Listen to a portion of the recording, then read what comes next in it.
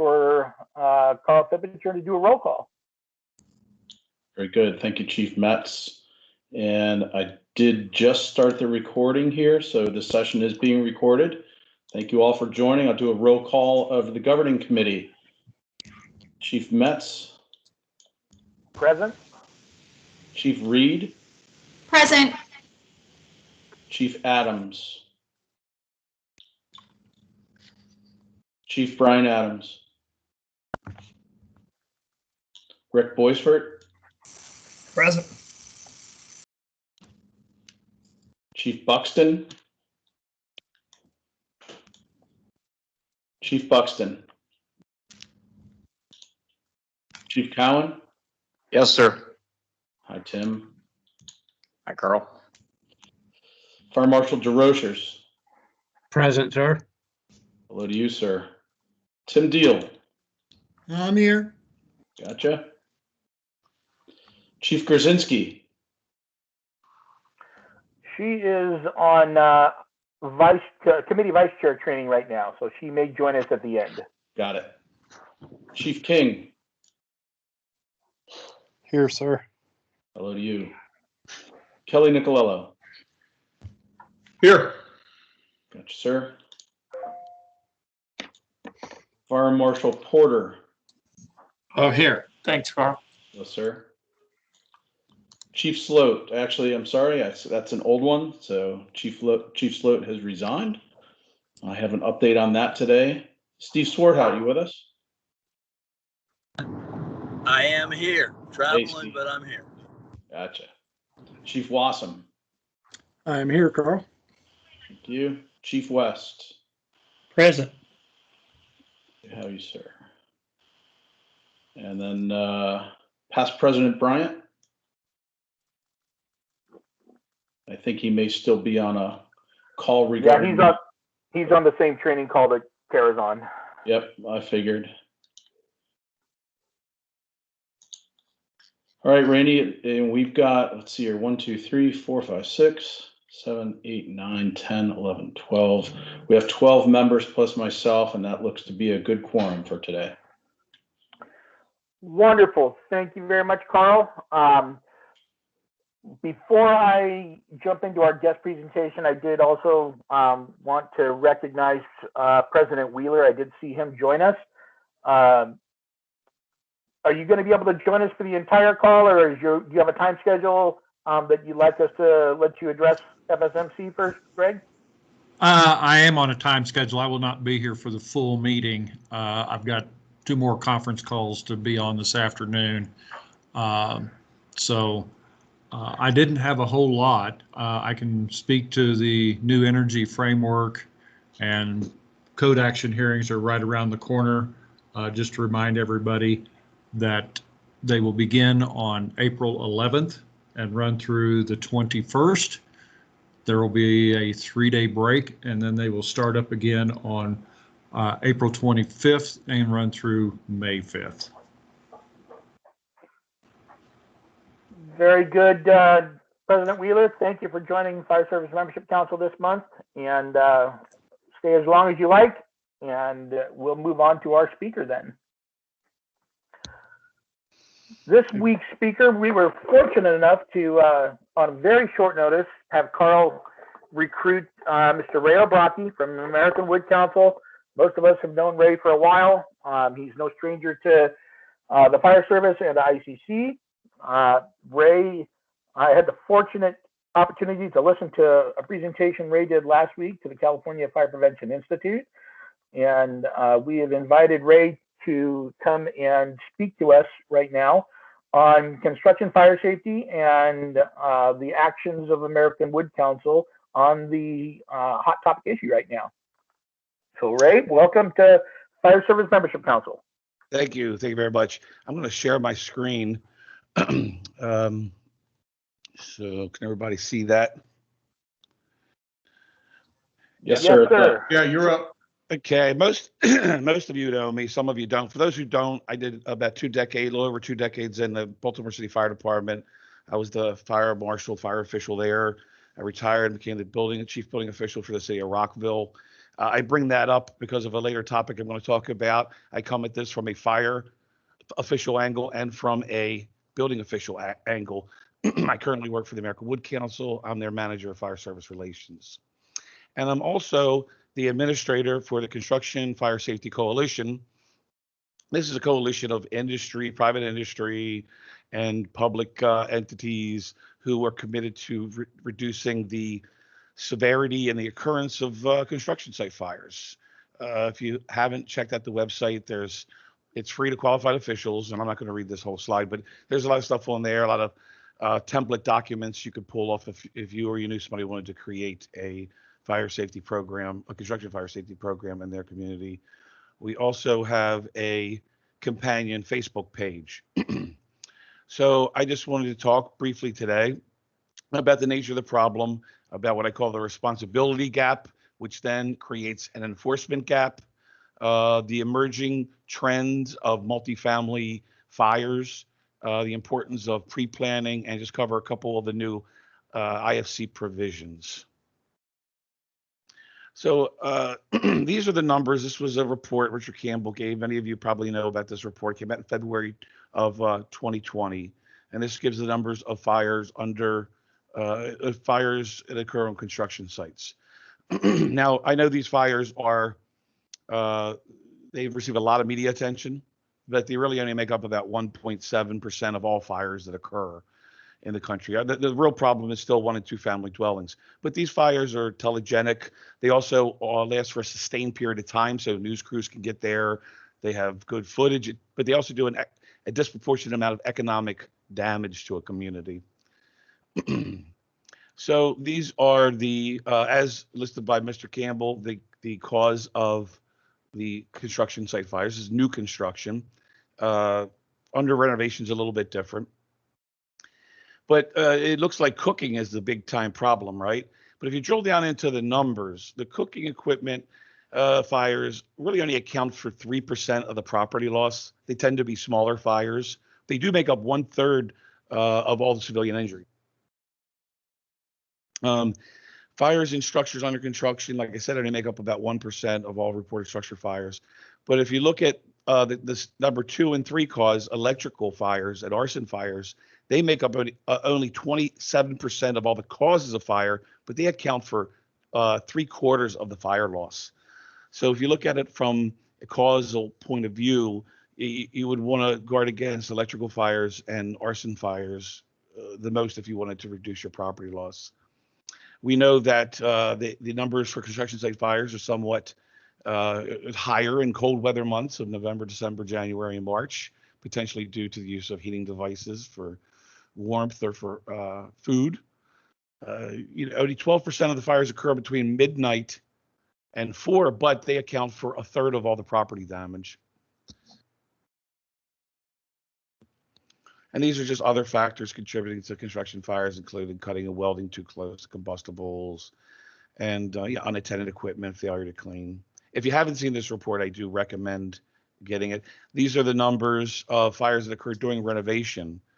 While large fires typically make the news, for many of the fires and structures under major renovation, about 20% were confined fires that don't really go anywhere. So this is one of the things I wanted to really drive home to everybody on the call, is that the roles and responsibilities of the fire service, of the building departments when it comes to construction fire safety. Now, a traditional role of the building inspector is to examine the approved building plans to ensure the construction is as built, it matches the approved plans. You would want to enforce the MEP codes if that's what you do, but you would apply all the building and trade codes. So they don't think that fire safety is in their scope of work. They think they inspect for the construction, they inspect what's in the IBC, and firefighters, they inspect, or fire inspectors, they inspect for fire safety, not us. And they routinely walk by blocked hydrants and unregulated hot work and that kind of stuff. So now the traditional role of the fire inspector is they inspect completed buildings. They examine fire protection systems and means of egress. They apply the fire code, which is essentially a maintenance code. They'll do a pump test here, a hydro there. And in fact, over the country, these functions are being taken away from the fire department and fire marshal's office and being assumed by the building department more and more around the country. Fire departments are getting out of the building inspection business, especially new construction. The other problem is there's no administrative mechanism for inspecting construction sites. In my fire marshal's office, in many fire, if not all fire marshal's office, they're permit driven. Somebody needs a permit, they apply for a permit, and then the inspection occurs. And there's no administrative mechanism in the ISC to have a construction inspection. So consequently, the fire inspector thinks we don't inspect construction sites, that's the building inspector. So it's between the traditional roles of building versus fire inspectors that lie unsafe construction practices, violation of construction fire safety codes, ignition sources in the vicinity of fuel sources.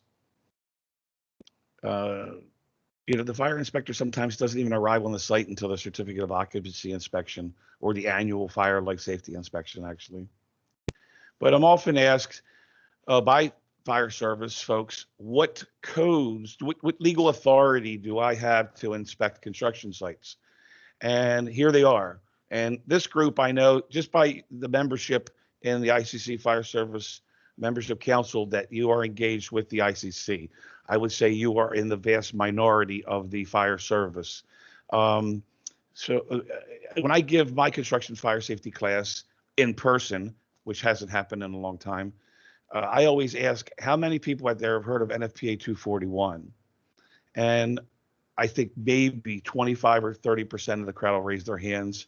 I'm assuming that some of them are telling the truth, but I can tell you that when I was the fire marshal in Baltimore City, I did not know what NFPA 241 was. I mean, we hadn't had a major construction fire. It wasn't something that was on my radar screen.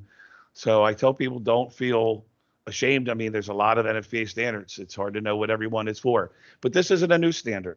It's been around. It was adopted by the NFPA in 1933. It's under 30 pages, including the appendices. It's not a huge document or a highly technical standard. It's a very easy read. And if you are in an IFC jurisdiction, like I was in Baltimore, it doesn't matter that that's an NFPA code or standard, rather. It's referenced in the IFC. It's also referenced in the IBC. And so even if you haven't adopted NFPA 1, then you have adopted NFPA 241 by reference. And a lot of people don't know that. So this responsibility gap has led to an enforcement gap. Building inspectors are and building departments and fire prevention bureaus are really facing a lot of challenges right now. Building inspectors are aging out of the workforce.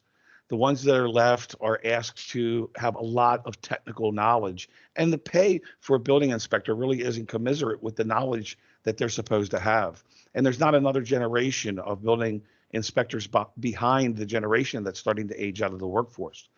So that's a much bigger conversation than this subject, but I just wanted to bring that up because I used to have an inspector in Rockville who was a volunteer firefighter, and he would make it a point if someone was blocking a hydrant or doing something else that was unsafe when it came to a fire safety point of view, or blocking an access road for a fire piece of apparatus, he would write a stop work order, and you just don't see that in building inspectors anymore. The fire inspector's role is being reduced. Much of the inspection work is being moved to building departments. So many fire inspectors in jurisdictions are simply doing maintenance, not simply, but doing only maintenance inspections. So they don't really get out there on construction sites. And then firefighters, line folks who are expected to go and walk these sites and pre-plan these sites, their mission is becoming more EMS oriented. Time demands are great between training, emergency calls, upkeep and maintenance of vehicles and firehouses. So it's, to sum it up, things are tough all over. But between building departments being understaffed and fire prevention bureaus are staffed to conduct permit inspections. So you look at the number of permits you have, you look at the number of people you have, you figure out how many inspections a day, that's how many people you need. And the fire suppression division is being reduced in size and their scope has increased. Now, in the enforcement gap, I want to give a case study. This is in no way reflective of any criticism on the Fairfax County Fire Department, the excellent fire department. This is a really good case study. This was a big construction fire that occurred in Fairfax back in February. In fact, Carl and I visited this site right after the fire occurred, and it was on Pogue Street in Fairfax. It was a really, really big site. One minor injury, and it was started in a combustible garbage chute. And this is what NFPA says about garbage chutes. The interior of a combustible trash chute shall be provided not less than one temporary automatic sprinkler head that's recessed near the top of the chute. So this had a combustible garbage chute, did not have a sprinkler head at the top. And this is footage from the first unit.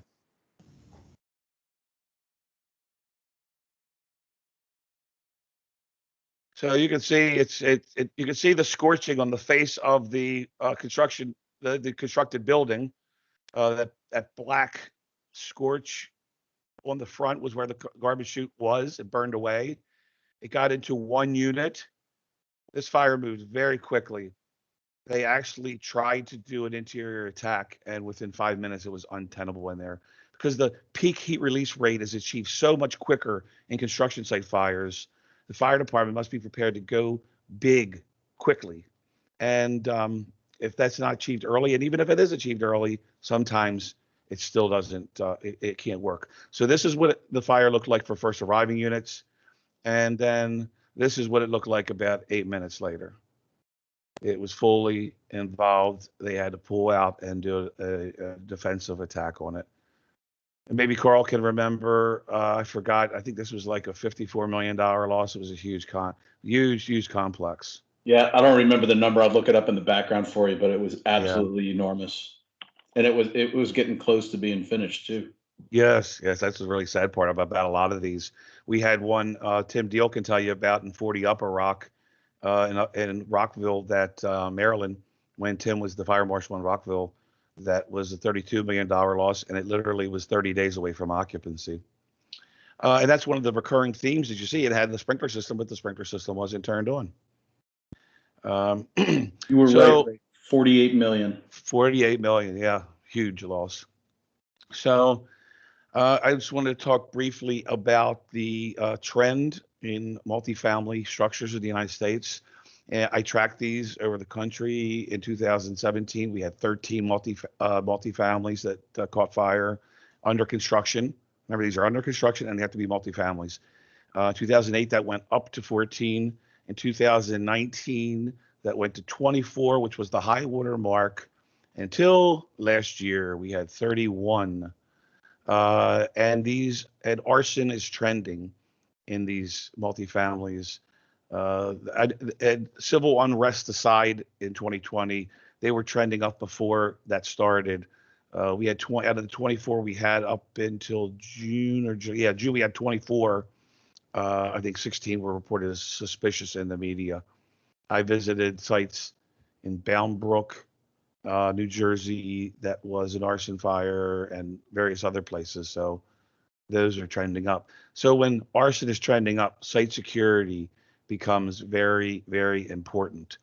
And the way the code reads now, it says guard service shall be provided when required by the AHJ. Security fences shall be provided where required by the AHJ. Now, what the city of Los Angeles has done by policy has changed the default settings on this code. So it says it's required unless we say it's not required, or security fences shall be provided unless we say you don't have to do them. So the default setting is you need them until we say you don't. NFPA 241 says you don't need them unless we say you do. And if you're gonna have a guard service, it kind of helps if they actually patrol and they're trained. In the Rockville fire that I mentioned, they had a guard service that didn't patrol, and so the fire got out of hand before anybody knew it. And I think Tim Deal is probably still going to trials over this thing. Still probably hasn't settled since 2014 or 15. So you should require a site security plan as part of the pre-incident plan or part of the construction fire safety plan, or the site safety plan as according to the ISC. And you base your site security plan on a security assessment. And one factor that builders are starting to use in their site security assessment, believe it or not, is the opioid epidemic map that's put out by the CDC. They put that, they overlay that with their community, and that could determine maybe an additional layer of security. But I always kind of get a kick out of, they put the fence up after the fire. This was a fire in Long Neck, Delaware, not far from where I am now in Fenwick Island, Delaware, that occurred. It was 3 garden apartments. Everyone was the same. That was the middle one. The fire marshal's office told me that they theorized that somebody came out of the woods. You can see the woods behind there, and went into that garden apartment and either on purpose or by accident set it on fire. They said that the Long Neck, Delaware was basically the opioid ground zero, the opioid epidemic ground zero for Sussex County, Delaware. And they thought it was drug related. But you have to convince corporate leadership of the critical importance of physical security and perimeter security. A lot of them think that it's going to interfere with their site logistics, and it's an added cost that's not important. And still, they fenced off the place that was burned and left the other 2 unprotected. Did not put fencing around it. And in Boundbrook, where it had a security fence, it was just a flimsy weighted base fence, and the arsonist just simply pushed it out of the way and walked in there and set it on fire. In a scrap room. They kept all the scrap in a single apartment that wasn't finished yet. So here's some thoughts on site security. You might want to try a suspenders and belt approach, and you have live monitoring with also artificial intelligence or video monitoring. And actually, Avalon Bay tests their security. They put a construction helmet on a guy and try to get him to walk onto the site and see if he stopped or not. And I just wanted to make everybody aware of some new construction fire safety codes that are coming in the 2021 edition of the ISC. I think they're really good. I think they can really make a difference. But before that, I want to talk about pre-planning and the importance of pre-planning. Let's see. This is what NFPA 241 says about pre-planning. Where there's public fire protection or private fire brigade, the manager shall be responsible for developing a pre-plan in conjunction with the fire agencies. So I just want to do a very quick case study. There was a fire a construction site fire in June 2017 in Worcester, Massachusetts. It was the Mercantile Complex. And did anybody hear of this fire? Well, if you didn't hear from it, because it didn't happen.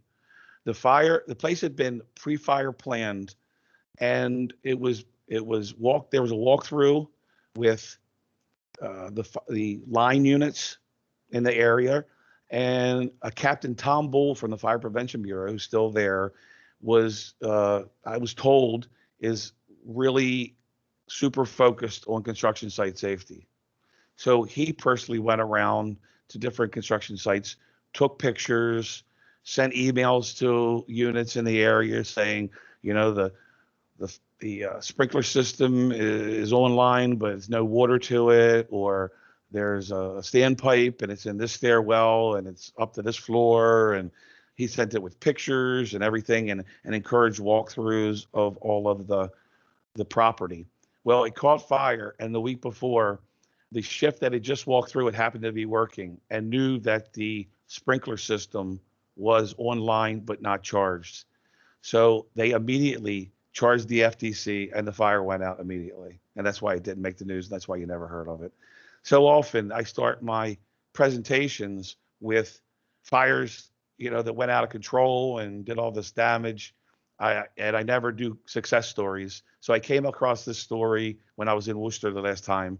And I said, I have to put a success story in there because it's really hard to find them because they're nothing because they get it early on. And, but this is one that I know about. And if anybody else knows of any, please send them to me. I'd like to talk to the folks. And I had so pre-planning is the key, and it's a shared responsibility.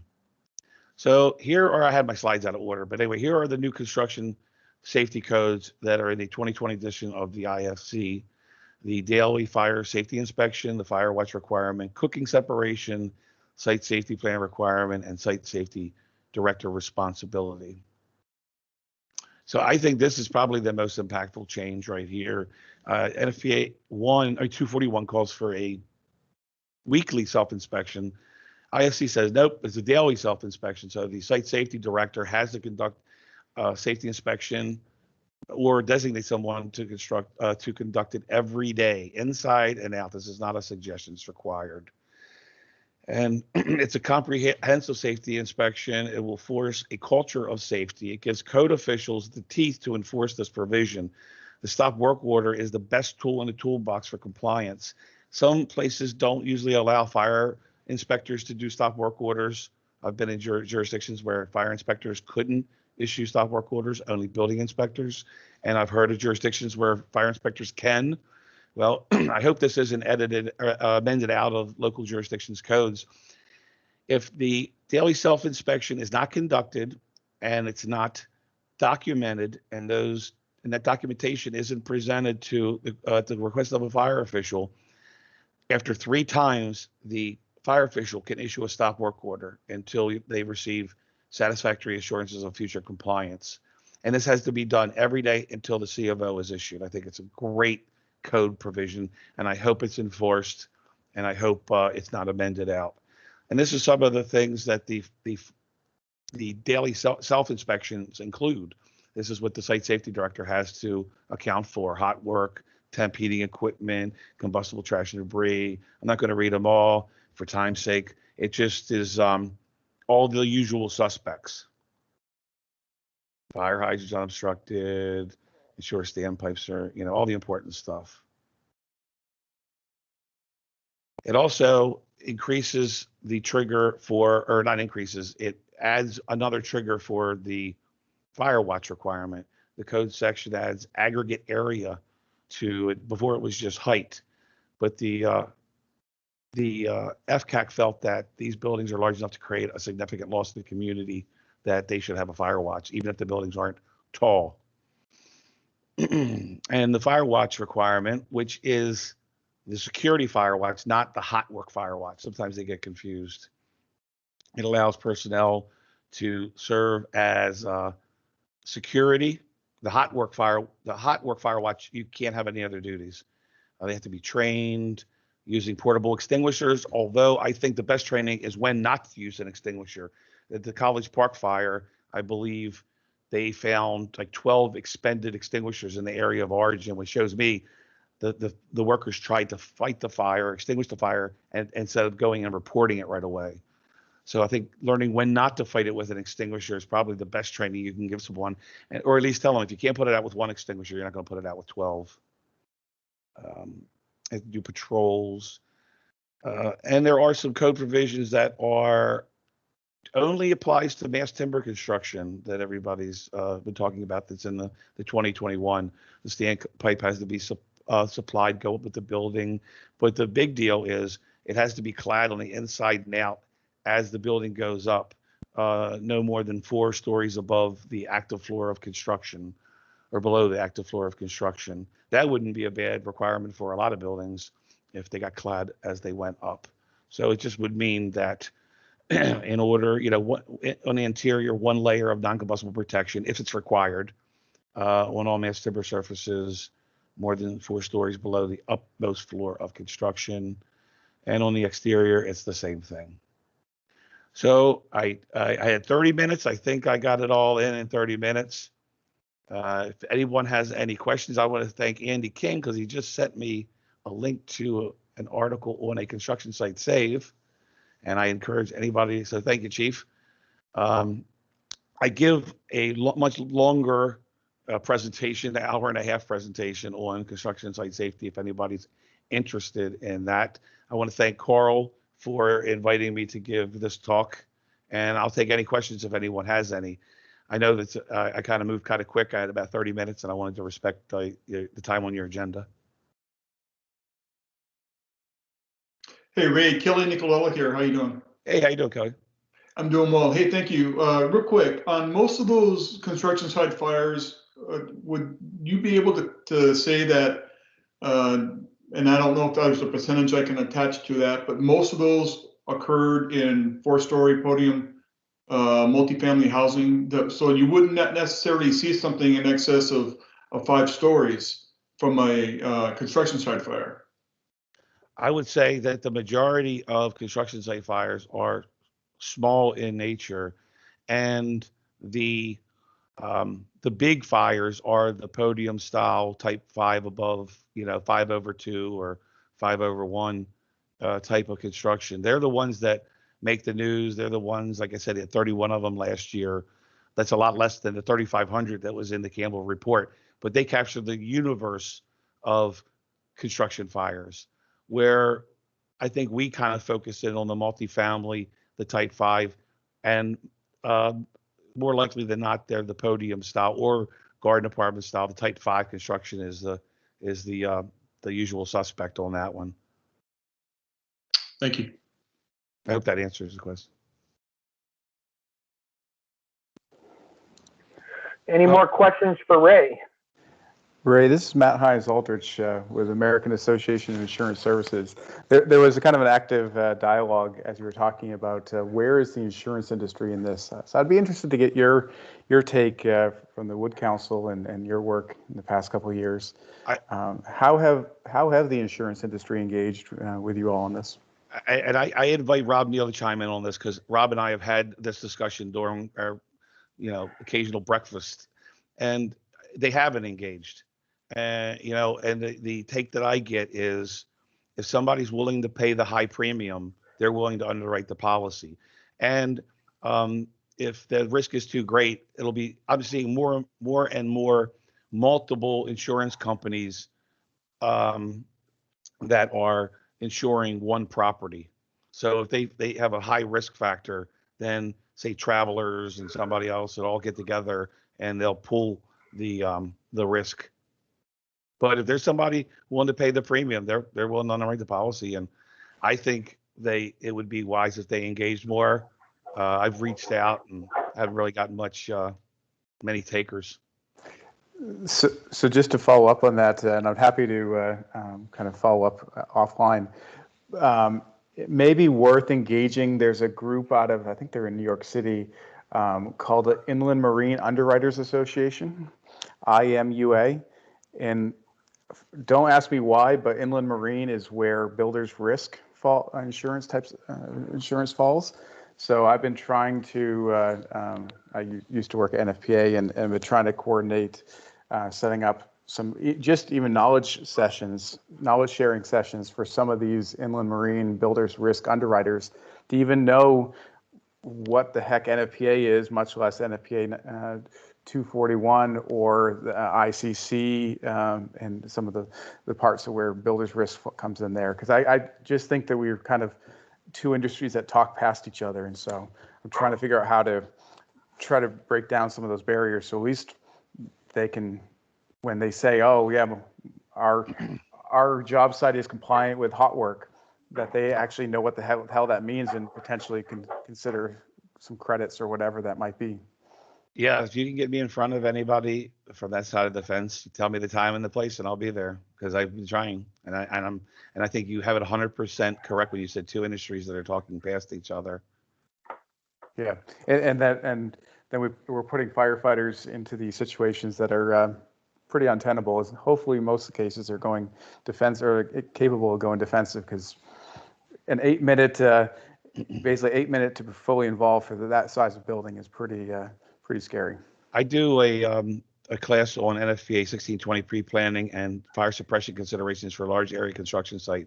And I have a case study from Bound Brook, New Jersey. They did everything right. And even in Fairfax, from a fire suppression point of view, they did everything right and still lost the building. Yeah, but it's a crib. I mean, the Well, building essentially well, is a wood it's- crib at that point with none of the fire protection items that are designed into it are not finished yet. So, I mean, so, you know, we go write up people for normal holes in the wall for gypboard, you know, and make a big deal out of it. And yet you got a whole facility here that doesn't have but maybe just a little bit of gyp somewhere. And they're in the process of installing it. I mean, that's a no-win situation. I don't care who you are. It absolutely is. And the point of it, the point of that story is that you can't suppress your way out of this issue. It's only prevention that could really make this go away. And that should be the core message. I like that. Thank you. Well, if there's nothing else, I mean, and Matt, reach out to me, or I'll try to reach out to you about getting together with that. If anybody has any questions or want to have a further or longer discussion on this, I'm pretty easy to find. Probably 90% of the people on this call have my contact info, or you can just go to any of, I'm on the NFPA 1 and NFPA 241 committee, so my contact infos are on the site, as well as the IFC committee and FireCAC. So thanks. I'll turn it back over to you folks. Thank you very much, Ray, for joining us today.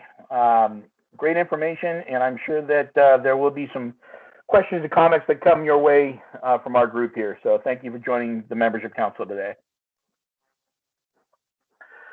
With that, we're going to move back into our agenda. I had a hard time finding the agenda today, and that's because your agenda now and your minutes are being attached and embedded into the Microsoft Teams invitation. And I think this is the first month. Is this the first month we've used Teams, Carl? No, we've been doing this, and what I'm just so that everybody knows is I'm just updating the calendar invite that comes in with the Teams join information on it, and that also has by month the agenda and the draft minutes of the previous month's meeting. Perfect. I have a hard time keeping track of which one of my standing meetings is on Teams or Zoom, and some of them have bounced back and forth. So if you ever cannot find the agenda, go to the invitation and it's likely going to be attached there. So with that, do we have any additions or corrections to the agenda? Hearing none, do we have any, can I get a motion for approval of the minutes for the February 18th meeting? Kerry West, I'll make a motion. I have a motion. Do I have a second? I'll second it, Mike Desrochers. Okay, I have a motion and a second. All those in favor? Actually, Chief Metz, if I could jump in on discussion for this. Sure. Awesome. So for folks watching the Teams meeting right now, I've got the minutes up from the February 18th meeting, and we are changing the format of the way that our minutes are going to be published and posted both to the Fire Service Membership Council website and to now the ICC's YouTube account. So if you take a look at the top of the minutes here, you'll see that they're from Thursday, February the 18th. You'll see kind of our traditional governing committee member roster and all the other stuff that you used to see. But when you kind of get down to the bottom, you're just going to see really a kind of a direct paste of the agenda as it was from the meeting. And at the very top, I'm going to go back here and now show you saying that the minutes of the Fire Service Membership Council Governing Committee meeting are now available by video on YouTube, and the link for the meeting is actually here. So what I wanted to do is to show the group very quickly before you approve the minutes, just so you know where to find them. What I've done is gone to YouTube here, and I'm going to show you a couple different things. When you go to YouTube and you just type in youtube.com. Whether you have a Gmail account or not, it doesn't matter. You'll go there and then you'll just look for ICC Media, which is the YouTube channel. And I'm going to provide a direct link in the minutes as well too. But you'll come to this landing page, and at ICC Media, you'll also be able to see in playlists. If you go over to playlists, which is here at the top, you can go in and take a look at the playlist, and you'll see there's a playlist for the ICC Membership Council videos that I'm kind of hovering over here right now. And the most recent ones will show up first. So when you go there, you'll actually kind of see this is the whole recording of our meeting, and I'll just go to a couple different places in it. And I have the sound turned off for it, but this was Steve Kerber's presentation from last month. And if you open the comments, or I'm sorry, the description section up here, you'll see that I've got the FSMC website listed. I've got our Twitter listed. Also more information on Close Before You Doze. And when you look at the agenda, I've also done time hacks in here. There are links so that you can immediately forward to the video of the agenda item that you're looking for. So for instance, if you wanted to get right to Steve's presentation from last month, you could click on this link and it'll take you to 50 seconds in. We got to him really quick. If you wanted to, let's just say, get to our work group updates at about 59 minutes and 53 seconds in, that's where all of our work group updates begin. So you can forward right to those. And this is meant to be kind of a tool like we've been doing for the ICC code hearings, in that there are videos now available for you. And it's a little bit easier to kind of navigate around and not just a big, boring, 5-6 page document of all of our business. So that's it there. That's my discussion item, Chief Metz. And I guess I'd open it up to any questions from you, the governing committee, or anybody else on the call. And if not, we could take a vote. Thank you, Carl. Does anybody have any questions on the new minutes format or our YouTube venture here? Okay, hearing none, I will entertain a vote on the motion that's already on the table right now to approve the minutes for the February meeting. All those in favor? Aye. Aye. Aye. Aye. Any opposed? That motion carries. Thank you all. With that, we're moving on to item number 4 on our agenda, getting into some work group updates, and we'll quickly go through these, starting with member recruitment. Any new information to report from Andy King or Gary West? Yes, sir. Andy and I have been meeting some, talking about membership, and I just want to say that we thank you for everyone on here that's participating. Pretty good group today. We've had a few others in the past, but we want to keep our numbers up. Our committee is focusing on participation, and what makes this so important is because we're representing the fire service with ICC.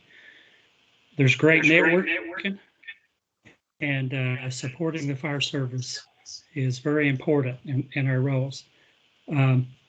And also we get to work with the other councils. So one of the things that we focused on this month was talking about our state fire marshals. We'd like to have more state fire marshals on these calls. Kelly, Coy, Michael, and myself have served as the council members, but we want to grow these numbers. And so Andy and I have been working on that some. And today I was hoping to have Doug Nelson from North Dakota on. I'm not sure if he's on now or not, but he's coming in to help with getting orientated on what we do so that he can maybe pick up one of our positions here in the future as Kelly and myself cycle off, as well as Gary Farley from Tennessee. He's the other one. So just working on that. As a committee, we would love to have more people participating with us, and we're asking Carl to assist us in setting up a regular monthly meeting for membership. And I'll be asking y'all to help us in participating in that. So the best part about being here is just like having President Wheeler on here and several of the ICC board members. They get to hear from us. They get to hear from the fire service. So we would welcome participation. That's our report. Thank you very much, Gary. Appreciate that. Our next report is coming from Emerging Issues and Trends, Mike Desrochers. Thank you, Chair Metz. Great presentation, by the way, on the construction safety. I thought that was very nice. We had our group meeting on March 12th. We had a low turnout because there are a number of scheduling conflicts with the other folks. But one of the key areas we focused in on was whether we could use our other work groups as a catalyst to support our group in soliciting new topics.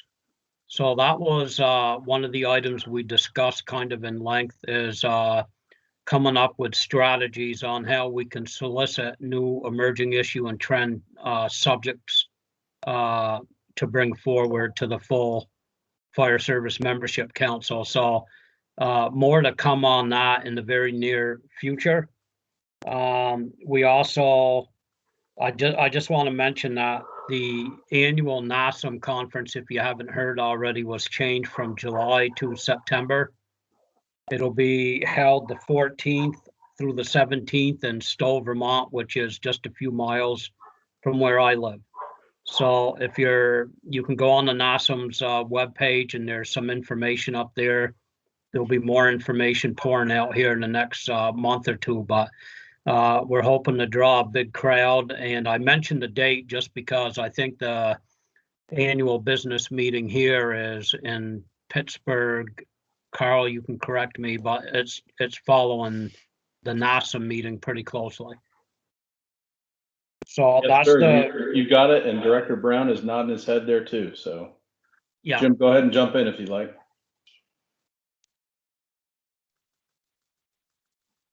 No, that's thank you. Yeah, Mike, you've got the dates exactly right. I'll be flying in the 17th with most of the board members. The board meetings on Saturday the 18th, but the real kickoff for everything's probably Sunday the 19th. So. Oh, good. Thanks, Jim.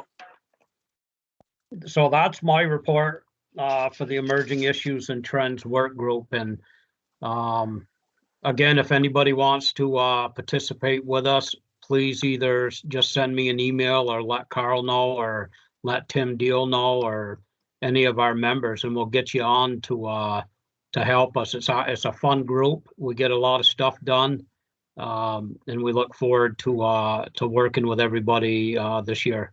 So thank you, Chair Metz. Thank you, Mike. And yes, just for everyone else on the call, to answer Mike's question that he had on the subcommittee, it is the intent of the Membership Council for all four of our work groups to be able to work in harmony with each other. So, you know, the resources are there.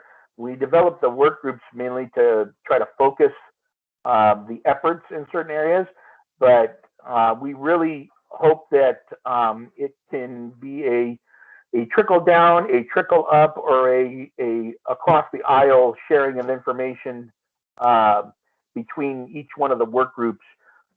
The more we get into some of these issues, the more we see how much crossover there is. And a lot of it starts with Mike's group on identifying that emerging trend. So we hope to see a lot more of that in the near future, where we're working not in the silo of the work group, but you know, having some dialogue with each other. And that's starting to occur right now. So we want to encourage that. Thank you, Mike. Yes, sir. Public awareness, Christine Reed. Hi, everyone. So just a couple of items. We did not meet as a work group in March due to everyone's busy schedules throughout the month. Our next meeting is the second Thursday in April. Just a couple of notes, hot off the press. Thank you very much, Carl. We received back the very timely topic for today's meeting of fire safety on construction sites, quick hits, technical. Oh, thank you, Carl. That is our 98% final product.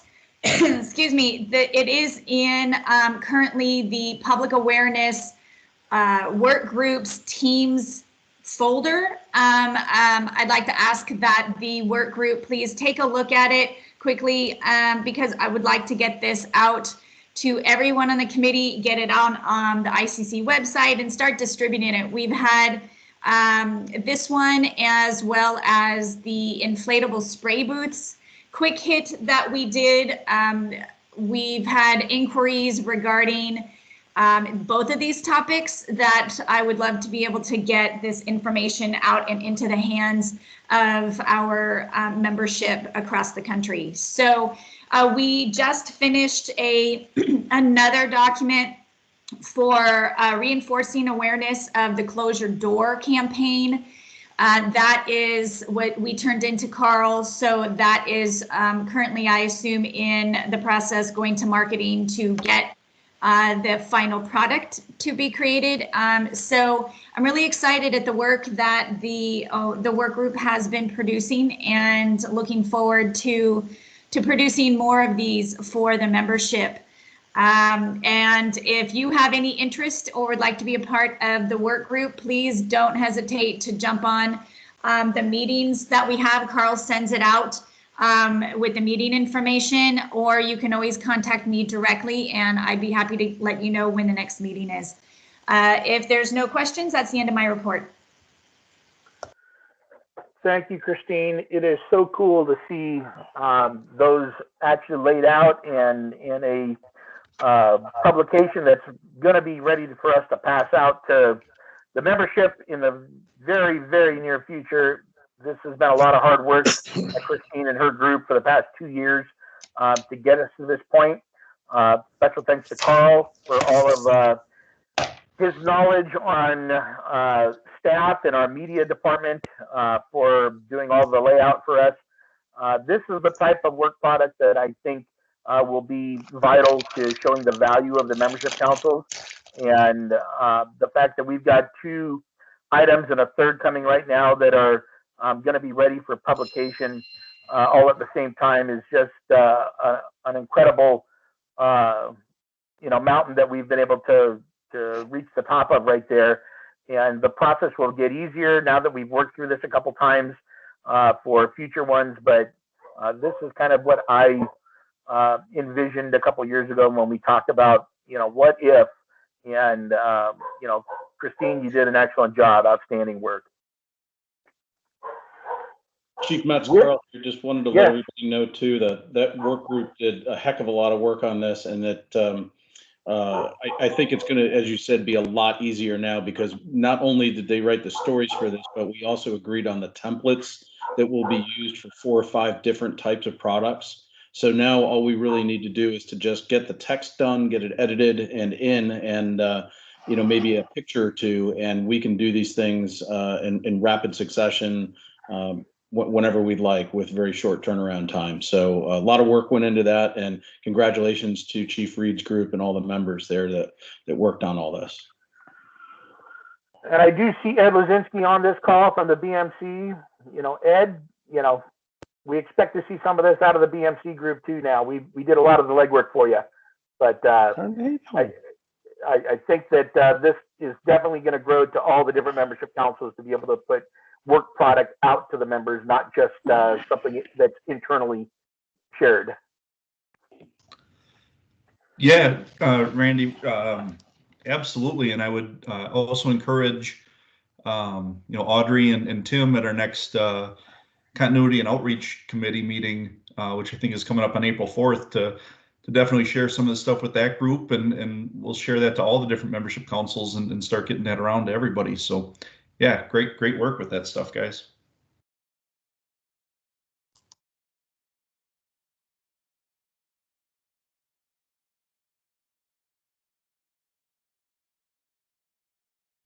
Randy is still with us? All right, I think he might be frozen for a moment. We'll see. Chief Gerczynski, were you able to join us? Okay. Bill Bryan, I saw you join us, Mr. Past President. Are you available to do your report and the first one from reports from officers? I am, if I can do that right now. I just got done with a moderator's chair, vice chair committee meeting for the past 2.5 hours concerning how we're going to do the virtual committees this year. So the top of the list is the virtual committees. We are moving forward with that. We've had 3 tests so far. It's going to be a little bit slower, to be honest with you, than what it is in normal everyday life, but it will work. Whatever you can do in an in-person hearing, you will be able to do on the virtual hearing. You'll be able to raise points of order, you'll be able to make modifications, and we'll be coming out with some very specific training so everybody can get that training before the April 11th hearing. So track 1, April 11th through the 21st, and then track 2 will be 3 days later, and that'll be April 25th through May 5th. Track 1's the IPMC, IBC General, IBC Fire Safety, and IBC Egress. And then track 2 is going to be the IFC, the IFGC, the IPC, the IRC Plumbing, the IRC Mechanical, and then the Private Sewage Disposal Code. So those are the days it's going to happen. Registration will be ongoing. So you can register now or you can wait to the day of, but you have to register whether you want to be a participant or whether you just want to watch the hearings themselves. So if you look at the numbers, what numbers we have right now, as of Monday of this week, we had 250 view-only members register, and then we had 525 participants register. And that's up from where we were for an in-person conference, believe it or not. So it's pretty slick. It sort of looks like Hollywood Squares. You'll have a major block that you'll sign in as, and then you can sign in to testify in favor, to testify in opposition, and you can testify or you can get into those extra web page boxes at least one code change hearing ahead. So we'll have one code change being heard at one specific time. If you want to testify on that second code change, you can go ahead and register on that second code change so you can be put in the appropriate box. When you register to testify either in favor or opposition, you'll go into a pre-queue, and that queue will have everybody who is listing to testify in favor, then it'll have everybody listing and testify in opposition. You'll only be able to see 5 names in each one of those boxes at a time. And as the person finishes speaking, then they go off the list. There may be 20 or 30 people in there, but the list will be a constant running list. So we've tested it 3 different times. It's going to be pretty good. We're all going to be in Country Club Hills. And remember, if you can do it in person, then you can do it virtually. So I'm sort of excited to see what it is. It's a lot of work on staff's part, a lot of work on CMI, and CMI is the group that does our recording and does all the sound and things like that for our ABMs and the regular hearings themselves. So staff has done a tremendous amount of work to get it this far. And I'm excited about it. I think it's going to be a good thing to do. Let's see, what else do I got? Committee applications are open right now for IECC committees. If you're interested in any of the IECC stuff, go ahead and put your name in.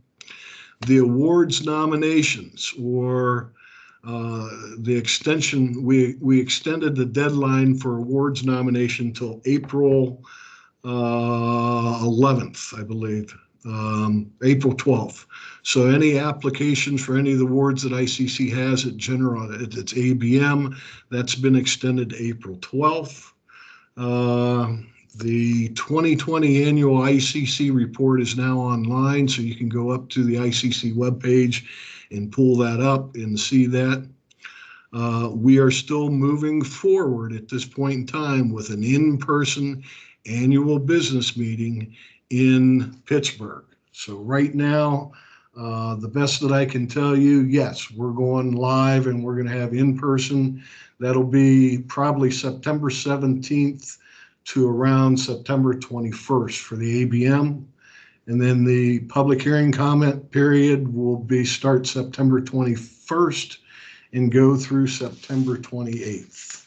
And I think that's pretty much all I've got right now, Carl. We got some other things going on, but we're not ready as of yet. So we're progressing forward with the annual ABM. From the survey we put out, we're going to be a little bit less than what we normally have. We'll have around 700, I think we're guessing roughly about 700 people. Normally it's anywhere from 11 to 1,200 people to an annual business meeting, but that's where we're going. We're headed that direction.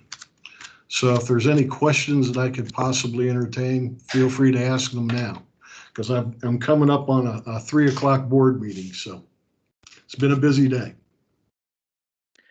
I'm back, Carl, just so you know. Yep, gotcha, Randy. Thank you very much, Bill, for your presentation. We appreciate you giving us the little spare time you actually have in between meetings. So, I mean, for being a retired guy, I'm busier now than what I was when I was working, believe it or not. Yeah, I can imagine. Jim Brown, anything else you want to add to the report there? You're on mute, Jim. Hey, Jim, you're on mute. Jim, you're on mute. There's also a question in the chat too when he's done, Randy. Okay. Yeah, I saw that as well. I don't think Jim knows he's on mute because he's not hearing us.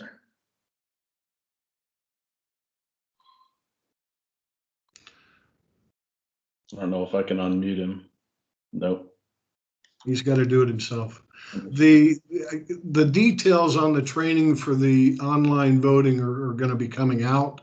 It's going to be a presentation. It'll be probably a self-instructional video, and that will be placed out there very shortly. I can't give you a specific date, but yeah, we have to get in front of the curve on this one and get everybody educated as to how to go into it, because it's a little complex.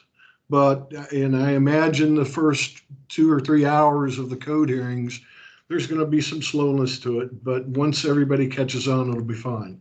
We're going to put all that stuff out on the web so that everybody can prime themselves to see what they're going to get. So that's as much as I can tell you right now. I can tell you, I feel very fortunate for fire code that we're going last, which means that we will have gotten all the kinks worked out on the system with ICC and what's happening in Rochester and what's happening in Country Club Hills by then. My recommendation is if you observe the code hearings early on, even if it's not a code that you may have specific interest in, and see how the flow works in and out of the Zoom rooms, you'll be better prepared when fire code comes up at the end of the hearing sessions.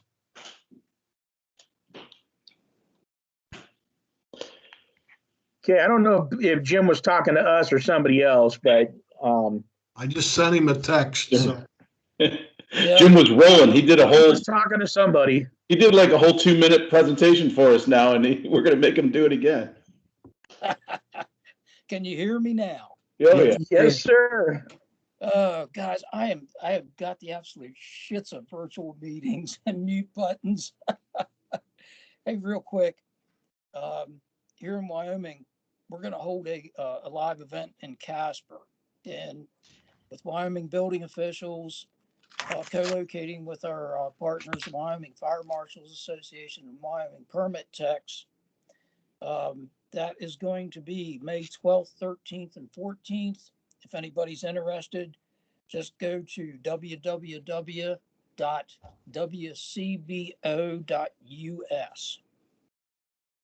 Bill did a great job of really covering everything. And I'll just leave you with this. I'm looking forward to seeing all your smiling faces in Pittsburgh. Chief Metz, that's my report. Thank you, Jim, and thank you for faithfully supporting the Fire Service Membership Council and being present on most all of our calls. So we appreciate you. Pleasure. Okay, so my apologies for my other computer dropping the Teams call there. So did we cover training and education, Carl?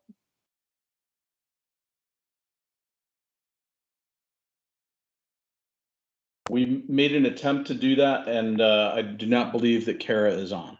Yeah, Kara is not on. Kara has done an outstanding job and put a lot of work and effort into training and education.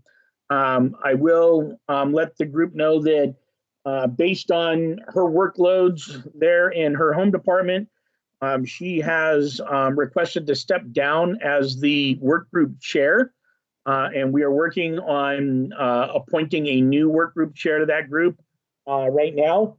But Kara has really laid the groundwork for us there, and we hope that we'll continue to be able to build on that. Kara will continue to be part of the work group itself, but wants to let somebody else have an opportunity to serve as the lead person on that. So hopefully by our next meeting, we'll have more of an update on who's taking over that and the direction we're going with that in the future. But just wanted to report that to the group.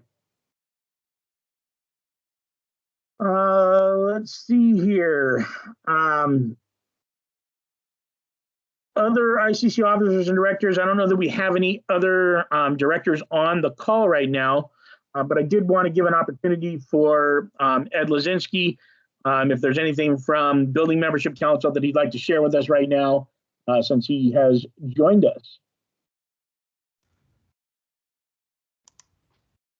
Thanks, Randy. Yeah, and I think I was talking before when you were kind of got cut off, but yeah, actually, Building Membership Council, I mean, we're just kind of chugging along right now, just like you guys. Nothing too much to report. Actually, we got a couple really cool things kind of coming up in the near future. But a couple good webinar that we're doing with major jurisdictions in the Emerging Leaders Council on homelessness and some temporary housing and some things like that. Potentially a couple other webinars in the future and a few other things that I don't really want to get into yet because they're not really set in stone. But yeah, a lot of really cool stuff. I do want to just keep encouraging the liaisons to the different membership councils to keep talking. There is going to be Sustainability Membership Council actually has some building safety videos that they're going to be producing with each of the different membership councils as well. So there's a lot of really cool stuff sharing between the different membership councils right now, and a lot of really cool opportunities there to share some ideas. So that's about all I got for now, though. Thanks, Ed. And we do have a meeting next week on the what are we calling the group? The BMC outreach. Yeah, it's an outreach coalition that basically pulls from all the membership councils. Tim Deal is our representative on that. And at our April meeting, I'm sure Tim will be able to provide us an update on what was discussed at the outreach coalition or committee meeting there. So yep, BMC definitely is the lead on that, and we are supporters and participants. So thanks, Ed. Yep. Okay.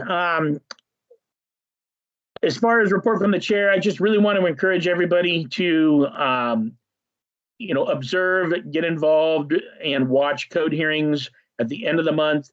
Fire code is actually going to start on April 29th. It'll run through May 5th. A lot of time has gone into reviewing those by members of FCAC, on presenting code change proposals, actually taking positions on items. We do have a couple people on the FSMC that are actually on the Fire Code Development Committee. So if code is not your thing, this is an easy way for you to watch virtually now, since so much of the hearing process has shifted into a virtual direction there. But getting us through the month of April is definitely the focal point right there.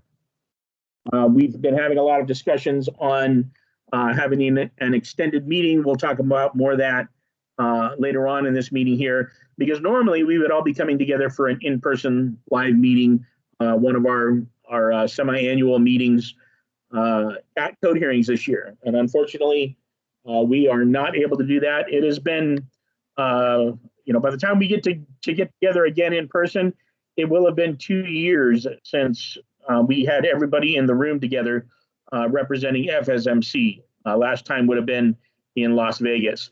So I'm ready to get back to seeing everybody in person.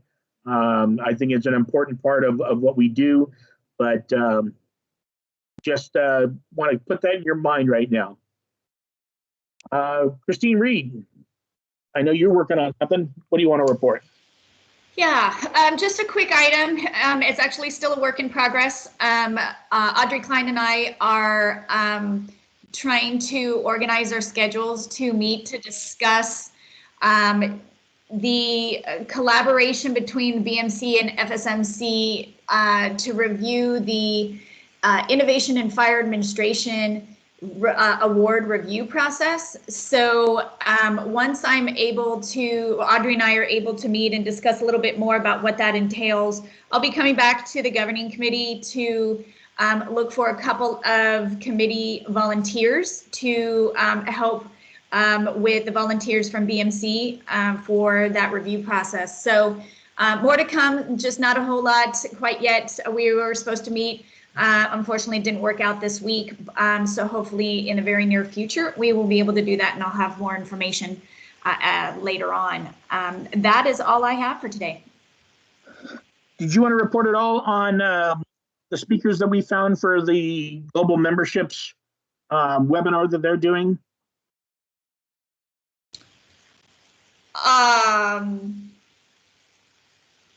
On disaster preparedness for Building Safety Month? Thank you. You're talking about the video? Yes. Yeah, I'm sorry. So I think I brought it up. Yes, I brought it up at the last meeting. As part of Building Safety Month, FSMC was requested to, if we would participate in a video of the fourth week under disaster preparedness, where it was an interview style video, and the topic was how first responders respond from an emotional or mental perspective as first responders to natural disasters. So it was a pretty quick turnaround that we needed to provide names. We got a couple of our ICC membership code officials, fire authorities to participate in that interview, and I haven't heard anything more about when that editing and processing will be done, and when and if we'll be able to see it before it gets completely published. But yeah, I appreciate the inclusion that we were asked to be a part of Building Safety Month and participate in that way. And I think it will allow the membership to get a different perspective of how the effects, not only in communities, but to first responders that natural disasters have. So looking forward to that finished product as well. Thank you, Christine. That's actually going to also carry on into a live event that'll occur on May 14th that our membership council is participating in. It'll be a WebEx event, and we're still working on exactly what our role will be. but it is a joint opportunity for all the membership councils to do something similar to what we did back during the pandemic webinar series there, but focusing on Building Safety Month. So I think the big takeaway is we're working a lot closer now with all of the other membership councils than we ever have before. And that's taking a little bit more time, but I appreciate Christine's efforts to keep all that organized and on track, because it does fall into the public awareness area a little bit there. But if there's anybody else that wants to get involved, just reach out to us and we'll definitely put you to work there. Staff liaison, Carl Fippinger. Anything for us to report? Yep, just a couple of things. It's great to have all the board members on that have been on, because it makes my job a little bit easier in terms of announcements. But in the spirit of Building Safety Month, just a reminder that Building Safety Month kicks off the 1st of May. This year it's Prevent, Prepare, Protect is the theme. And the one that we're focusing on the most, I know Randy talked about week 2, but I've got kind of a big plate full of stuff that we're working on for week 4, which is the disaster preparedness week. So we hope to have 2 really great panel discussions on, one talking about new opportunities that are available to building and fire code officials regarding FEMA public assistance. So we want to talk about that, and then we want to talk about hazard mitigation and some of the new programs that are out and available, such as the Building Resilient Infrastructure and Communities program and other hazard mitigation programs that have been amended in friendly ways for the fire and building code officials who most often join these calls. So that's the pitch for Building Safety Month. I think we talked a little bit about registration for the committee action hearings, so that is out there. I know the link may still be active, although I know the window is either closed or is closing for folks to be able to provide any kind of testimony. I think Bill spoke to that. The ICC Learn Live is scheduled for April the 19th through the 22nd, and that's up on the ICC website now. So there are courses and registration is open. Let's see. I think that is pretty much going to be the most of what I've got for updates, I think, for this month, Randy. So I'll hit the other stuff here in the next agenda item. Okay, that works. Moving on to ongoing business, Fire Service Membership Council Governing Committee vacancies.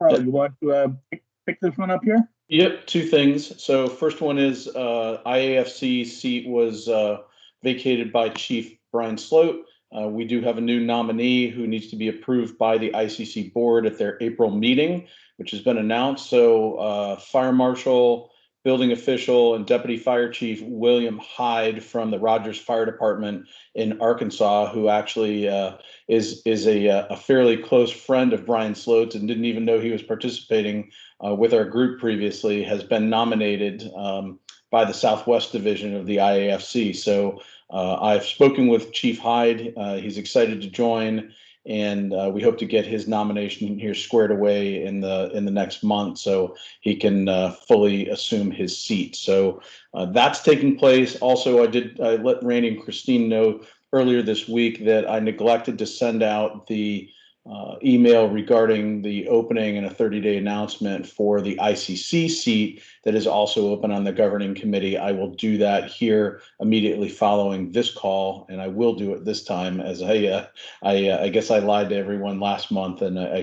kind of forgot to do it in the rush to get off the call and everything else that was going on. So you'll see that come out here later today. So that's my report, Chief. Not a problem, Carl. Thank you very much. For those of you that are listening on the call that are not on the GC, that are interested in serving on it, now would be your opportunity to apply for that ICC position when that posting comes out. Those are the few positions we have that run directly through ICC and not through one of our MOU partners. So be on the lookout for that. With that, we do have the 2021 Robert W. Gain Fire Prevention Leadership Award and honorary member nominations on here.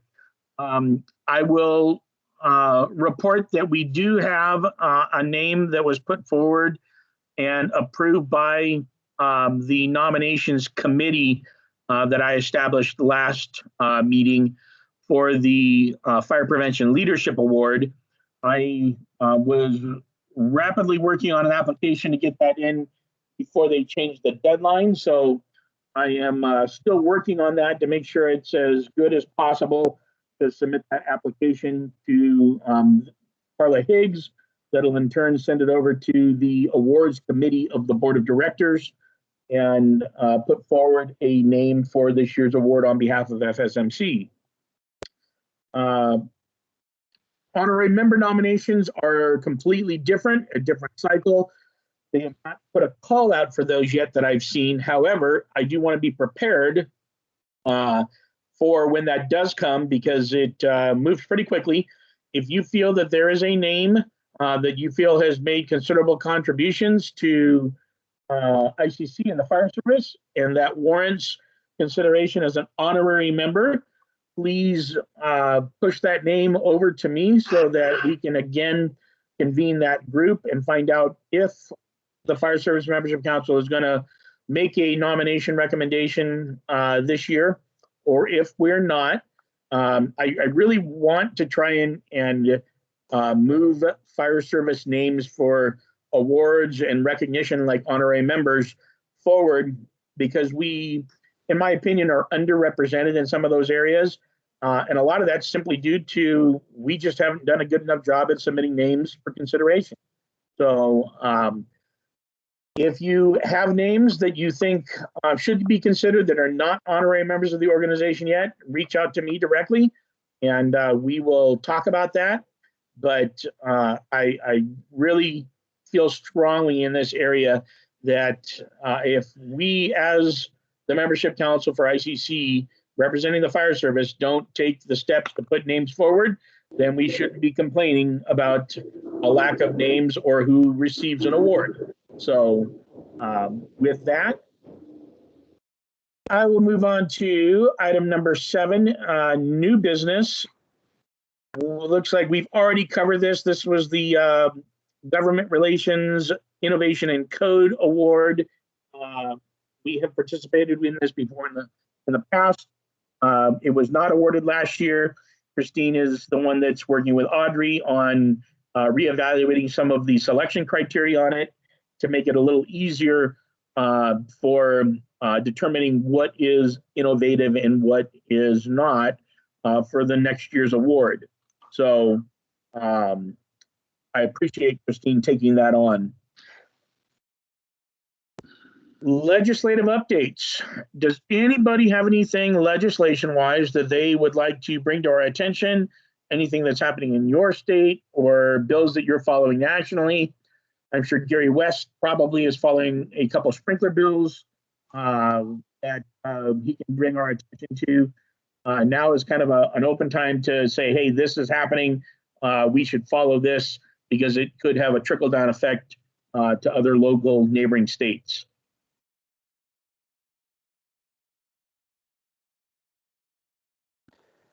Chief Metz, this is Matt Hines-Aldrich from AIS. Hey, Matt.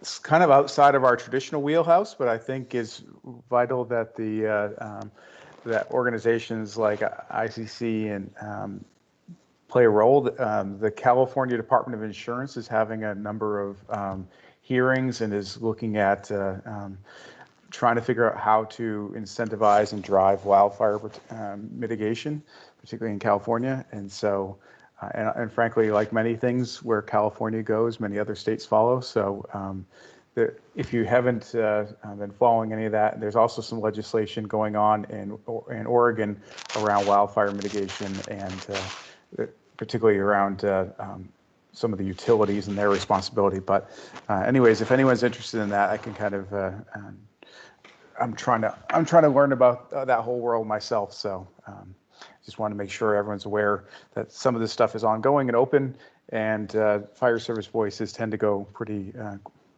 are quite important in that process.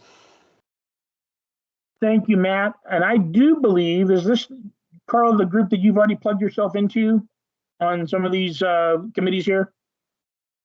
I don't know if it's one and the same, but there are so many different ones out there, Matt. I know that I'm in, I don't know, probably like you, 7, 8, 10 of them out in California, and then pick up the subsequent meetings that come up, like the insurance commission meetings and all of the other good ones that we catch with like HCD and others. So if there's anybody on the line that would like some more information about being able to plug into some of these types of activities, I'm happy to take those in the chat or by email. I'm sure Matt would be happy to respond on some of the more insurance specific things and fire service things that he's monitoring as well too, and particularly his bent on the the big data side of the house, right, which I know is a huge interest that's in his wheelhouse. So if you got questions on those fronts, either one of us be a great resource and happy to help.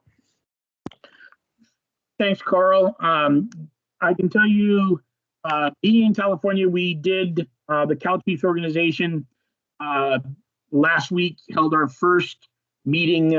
We did set up a ad hoc committee with fire prevention officers and some emergency managers to discuss the WUI issue, specifically how insurance plays into that.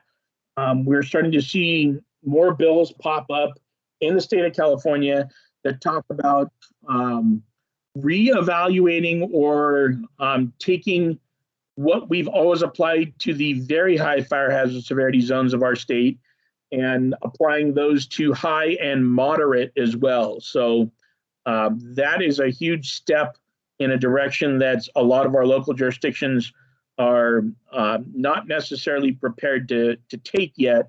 But the idea is if we start addressing construction features in moderate and high fire hazard severity zones, then the insurance industry will be less likely to drop insurance coverage on homes that are not traditionally in the worst tier, but don't have any special construction features as required by the state of California in them. So it's a huge issue that we've been battling. I've got people in my own city that reach out to me and say, hey, my insurance after 30 years just dropped me. And I'll look at the map and I'm going, you're nowhere near any what we would consider traditional wildland areas, but that's the reasoning why they're being dropped. And a lot of it has to do with green belts and managed vegetated slopes within HOA areas where the insurance companies are changing their risk evaluation process without having any dialogue whatsoever with the fire service as far as what is necessary based on code and for prescriptive fuel modification to address safety in those areas for development. So between that and seeing new legislation being proposed that would 100% prohibit any development in very high fire hazard severity zones or in what we call state responsibility areas here in the state of California. There's a lot of movement from our legislature, most of it being done without any consultation with state or local officials on the fire side. So I think it's a big issue for us to follow. As Matt said, whatever California does, other states seem to follow. And I think that this WUI issue here is going to be a big ticket item for us in this current legislative session we're in. Any other legislative updates, sprinklers, any other type of accessory dwelling unit issues, housing that we should be aware of? Hey, Randy, it's Gary West. Yes, Gary. Of course, with you on the phone, I'd want to talk about ADUs. But affordable housing is something that we really need to watch as a fire service and how it affects codes. I think that's an issue that we all should be watching around the country. It's in almost every state, so and it's definitely not going away. We are watching that in several states and have a few things going on. But I wanted to bring this up to this group, which I think is just a little bit bigger on the code side of things too. Is that in Florida this week we had a bill passed through committee. It's not made it all through the legislature yet, but it's passing through committee, and it has to do with recovery housing. And it's these houses that are purchased in communities, and they use them for recovery for different things. So as a state fire marshal, I had some problems with that in Tennessee, and we actually had some fire deaths in one here.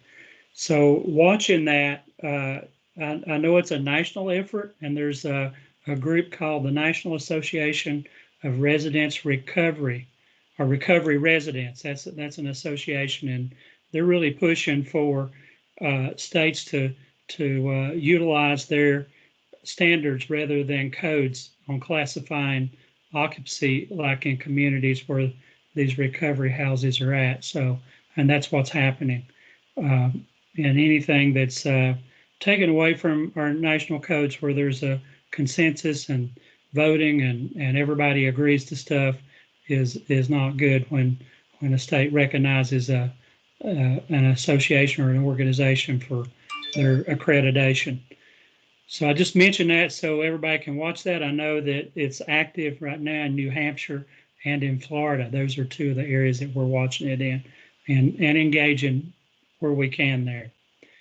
And as far as sprinklers go, my biggest thing about fire sprinklers is our high-rise retrofit legislation in Minnesota. It's going real positive now. It has made it through the House and is in the Senate now.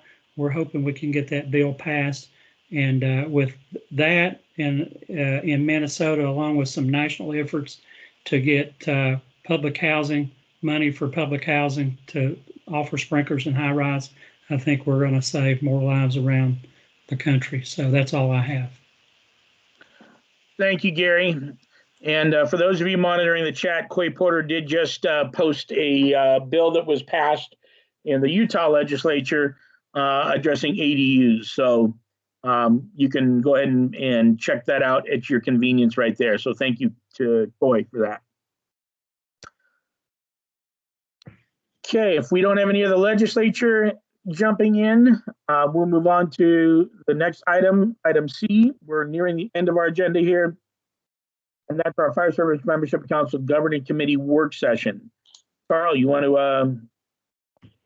Sure, Chief. I think you alluded to this earlier, but I think there's been a desire amongst the governing committee and other interested parties to be able to get together for an extended work session like we did a couple times last year. So I think the question really came up, do we want to look at doing that during our April or our May meeting? And I'll kind of preview the next agenda item, which is that I believe the leadership of the governing committee here has decided to push our April meeting to Thursday, April the 22nd, which is a week later. And I will revise the calendar announcement for that again today after we're finished here. Same time, but that's to kind of get us to a break and where the code hearings are, and it's to do with trying to make sure that we don't interfere with any of the business going on there. So with that said, we are looking at the either the April 22nd meeting or our currently scheduled, I believe, May 20th meeting, and I'm just double checking that. Yep, May 20th, to see availability of the governing committee to be able to attend an extended session there. So Randy, I don't know how maybe you'd want to handle that, but I wanted to at least get it out for discussion among you and the rest of the governing committee to just kind of see what their preference was on an April or May. And, we could do it a variety of different ways. Folks could maybe just put their preference in the chat for an extended session, which would, essentially be kind of like maybe a 3-hour session like we did before, or even 4 if we had enough business to do it, starting at 1:30 Eastern.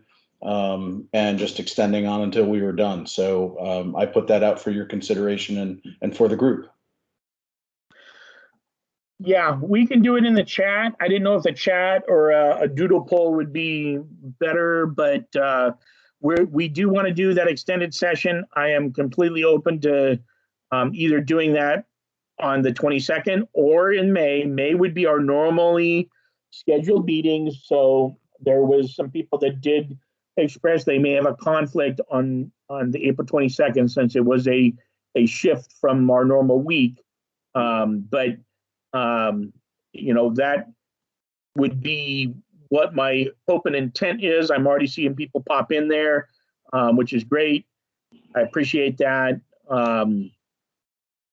We will see if we get enough data out of this call right here. And if we don't, then I'll ask Carl to do a doodle poll because I really want as many people as possible on that session. If April is not going to bring us enough information or enough people, then May would be the best one for me. And so I'm seeing a couple people saying May works better for them. So, and then a couple of people saying that either one worked. So, yep. And I don't want to lose the momentum on what we're working on right now. And there are a couple of work groups that I want to give a little bit more attention to help get them off the ground.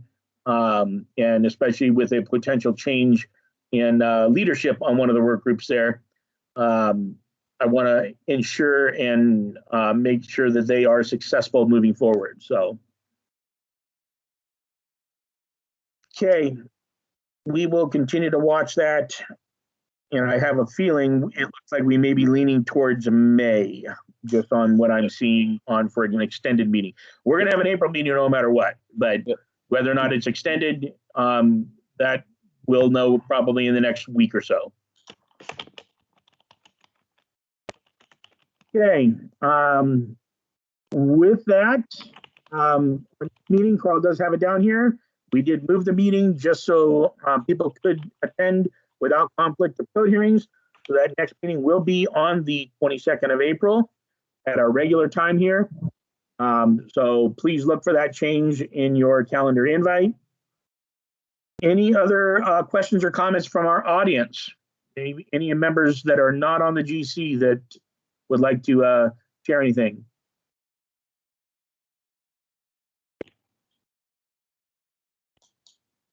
Okay, hearing none, I appreciate everybody joining us this month. Anything else for the good of the order? I got one. Okay. Got the first round of Pfizer today, and my arm hasn't fallen off yet, nor have I had any discomfort at all. It's actually I think that shot was a little bit thinner than the flu shot this year. So going back for the next one, 21 days from today. So go get your vaccines. Yeah, from what I've heard, it's not the first shot, it's the second one that people seem to get most of the effects from. So, but congratulations. Keep your arm moving, Carl. Okay, can I get a motion to adjourn then? I'll make the motion, Wassam. Mark Wasson, do I have a second? Second, Kelly here. Thank you, Kelly. I appreciate you all for your time, and I look forward to talking with you in April. Have fun. Bye-bye, everybody. Everybody. Bye, everybody. Bye.